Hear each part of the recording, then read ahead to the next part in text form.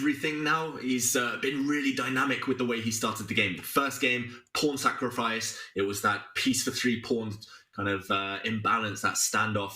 Second game, he went really, really kind of wild and wacky with the opening. Didn't pay off. Now, wow, a lot of fans will be pleased. A lot of fans will be devastated. It's the London system, the most Marmite opening out there, Robert, but one that has brought Magnus a lot of success. I didn't expect a Marmite reference on air today, David, but this London system, a lot of people will be celebrating because there are many critics out there. How could you play the London? It's not a real opening. You're just putting pieces on squares and then you don't know what to do. But for a lot of our newer fans out there who have just started playing the game over the last few years, it's been surging in popularity. It's not a frequent customer at the highest level just because it doesn't have the most ambition to it. But I will say, David, in my experience, it can be quite nice to play from the white side when you just want a game. And for Magnus Carlsen, he needs to get back in the game because he's down by 2 points.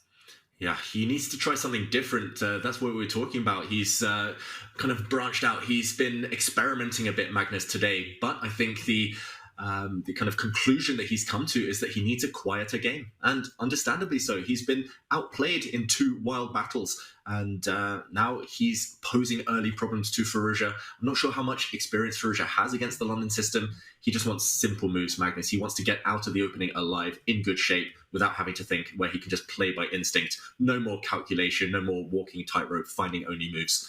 I think despite my love-hate relationship with the London system, a wise choice in this next game. Of course, needing to win is not going to be easy for Magnus, but clock situation already looking positive, Robert. Already, maybe for the first time, forcing firouzja to think this early.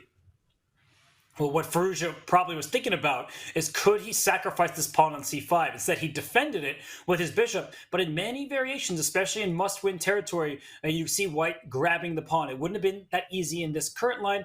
Black also can take on d4 at any moment, although white will take back with the e-pawn, and we will get a Caro-Kann structure. So, David, we saw Vincent Keimer yesterday play an f4 move against Levon Aronian, making sure that black cannot gain space in the center, and the bishop on c8 will be passive.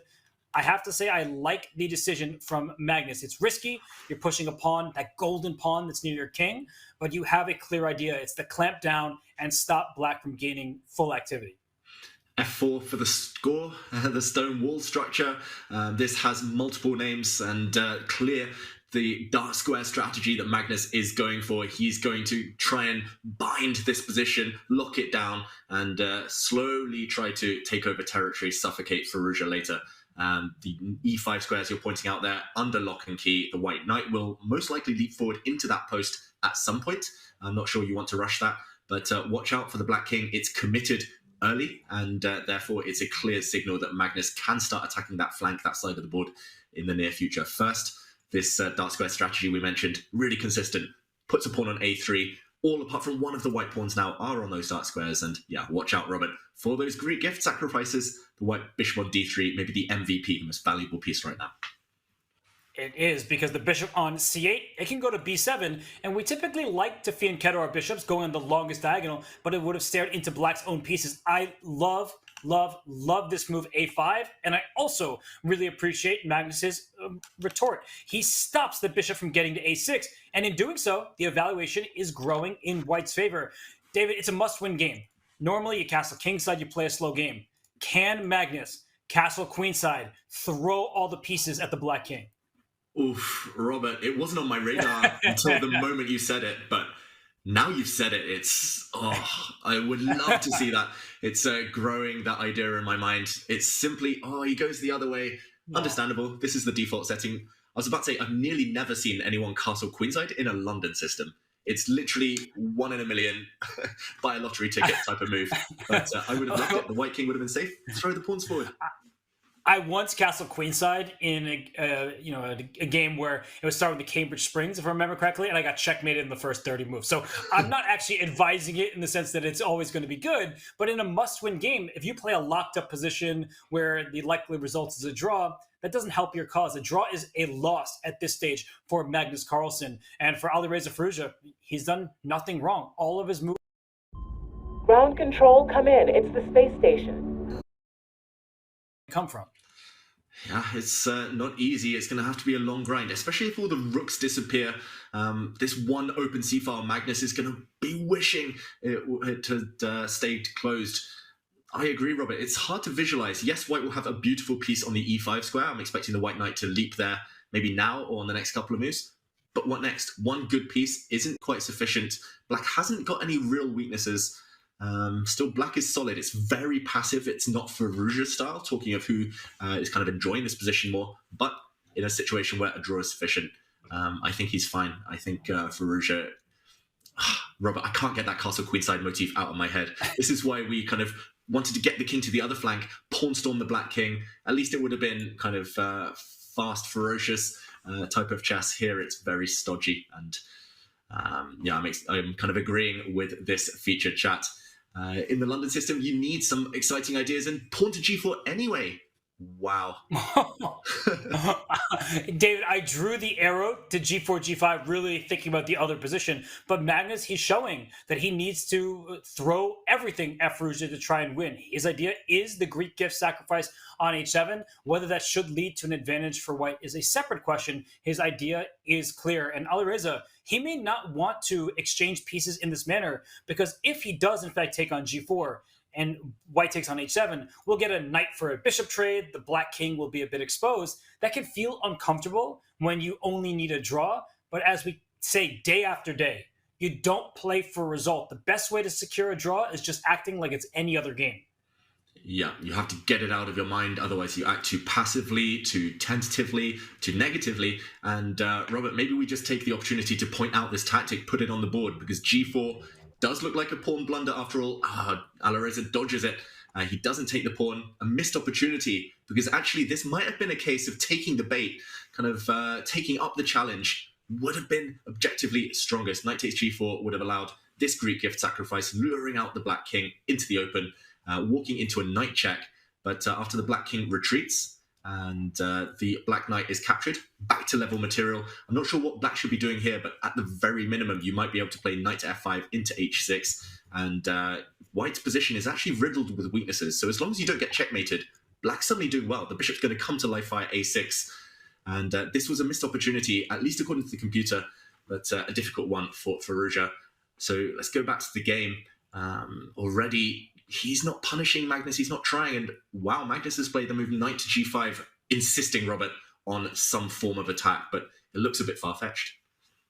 I really enjoyed how you said, I don't know what black should do, and then played the perfect continuation in that analysis with the knight rerouting. But knight to g5 here, it's allowing black to double white's pawns, but whenever you have double pawns, you gain open files. So f takes g5 next will make this rook on f1 a much stronger piece, as it can stare down the length of the file. The bishop on d3 is also going to be a better piece, aiming towards the black king. And at some point, h4, h5, I know you don't usually see someone attack on the side of the board their king is on, but that becomes an option. This knight can sink its teeth into the e5 square, and it still remains somewhat of an outpost depending on how black proceeds. So I have to say that Magnus does have some winning chances here, and Alireza, he needs to play accurate chess from here on out. Otherwise, he's in some dangerous positions. Yeah, Alireza still needs to be accurate, of course. He's also 3 minutes down on the clock, so dramatic times for him. Maybe finally the nerves slightly kind of sneaking up on him here. Then again, his position is still fundamentally sound. Black will aim to meet any flank attack with a strike in the center. Black has a huge threat now, I think, strategically, in terms of the match situation. If he gets one more move, pawn to e5, that you're highlighting there, Robert, breaks open the center, then it's only the white king that's going to be feeling uncomfortable. And Magnus, therefore, has to act energetically himself. If black occupies the center, breaks things open, advantage black. So bishop to a6, switching attention first from the king side, Robert, trying to attack there. Didn't work out. Now he's going to the other side of the board, Magnus. Full board vision. What do you make of this? Trying to trade off black's bad bishop. I like it, because bad bishops defend good pawns, or in this case, good squares. A white queen on a6 is going to poke at this loose b6 pawn. So there are clear plans for Magnus. He is trying to invade on the queen side while the center remains closed. Can he keep it closed forever? That is a question that I think is answered with a likely no. So he is trying to quickly head on over to the queen side and cause problems. I think that black can exchange bishops. I know the queen on a6 looks threatening, but once you move your knight out the way, I do believe black has everything under control, at least for the time being. And Alireza, big moment here. Does he get ultra passive with rook to b8? No, he first brings the knight back. And David, if e5 comes next, I don't think black is an And like you say, once you figured out what the opponent wants, you stop their idea at any cost. Knight to f3. But black reinstates that idea of e5, trying to open up the center. Given the question mark, Robert, and the bar noticeably creeping up, firouzja, he's had to speed up his moves due to the clock situation, but is this a mistake? Does Magnus suddenly have an opportunity? I'm looking at moves like rook to c8, trying to get in round the back. Queen to b7 looks tempting to try and, there we go, queen b7 on the board, trying to hit the black queen. Rook c6 now, a massive threat. Maybe Magnus has gained enough ground. He's really invaded firouzja's camp. Wow, queen to b7, you called it. That is a wonderful find. I was also looking at rook to c8, trying to trade off rooks on the final rank of the board to make the black king feel somewhat unsafe. But queen b7, a very direct threat. Rook b8, it doesn't really help you out here because white can still bring his own rook to the c8 square. And also, play queen c7. Trading queens will favor white because you have more activity. White controls the only fully open file here, and that means that you should have the advantage if the queens come off. So I love this move, queen to b7, e5, rook c6 slams down, b6 will fall. So I'm starting to appreciate Magnus's position more and more. It seems like he's woken up. It feels like Magnus has definitely perked up. He needs to. And again, a sign of a champion. When your back's against the wall, you're suddenly able to turn it on. Queen b7, I think unexpected. firouzja, look at the clock time, under 3 minutes now. It was just trying to play too solid. It's not his instincts. Suddenly it's backfired, and it might be too late. Robert, if the queens come off, we might see kind of roles reversed. The script kind of switched here. In the previous game, it was firouzja, rook and knight endgame, dominating with a rook on the 7th rank. Now it could be Magnus in a rook and knight endgame, dominating with a rook on the 7th rank again. Just queen c7, I feel, is a huge threat. And maybe it's best to just play e5, give up a pawn or two, just try to complicate things. I don't think sitting passively and trying to defend is going to work. I don't think it'll work either, and I'm giving this move, that's me doing this, the exclamation point. Queen b7 is a really nice find from Magnus Carlsen, and look how it's caused Alireza to pause. He doesn't know what to do. e5, rook c6. At the very least, you're losing the b6 pawn, maybe the e5 pawn. Next, and he goes for it because, David, as you were correctly calling for, you can't sit and do nothing. White's plan is too obvious. Here comes the invasion, and now's the big question. Do you take this pawn on e5? Definitely not with the knight. The knight needs to stay put, otherwise g5 drops. But do you take this pawn, or do you take this pawn, or do you do something else? I don't even know what other moves come to mind. Yeah, I see a pawn. I want to take a pawn. The only dilemma, Robert, is that there are two on the menu, and which one looks more tasty? He takes this pawn. But there was a grimace from Magnus Carlsen, maybe realizing it's not as simple as he'd expected. Black, wow, pawn to d4. Oh, what a move, Robert. Another pawn sacrifice just to try and break the black queen out of jail. Oh, firouzja's fighting so hard here. What a move! d4, just giving a second pawn. It could have been captured by two white pieces. Instead, white goes after the b6 pawn. But David, what happens if black now takes this pawn on e5? As you said, the pieces are breaking free. Yeah, they're breaking free.